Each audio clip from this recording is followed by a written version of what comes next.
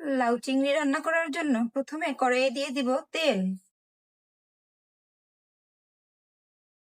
তেল ভালোভাবে গরম হয়ে গেলে দিয়ে দিব কাঁচামরিচ আর পেঁয়াজ।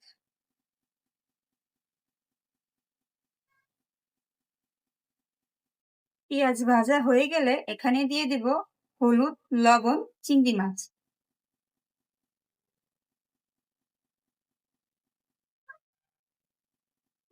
সামান্য পরিমাণ পানি দিয়ে চিংড়ি মাছটা ভালো করে কষিয়ে নেব।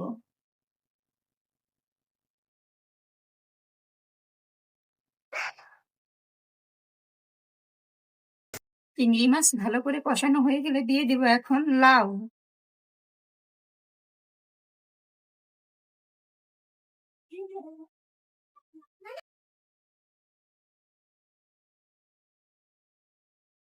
পরিমাণ মতো পানি দিয়ে দিব।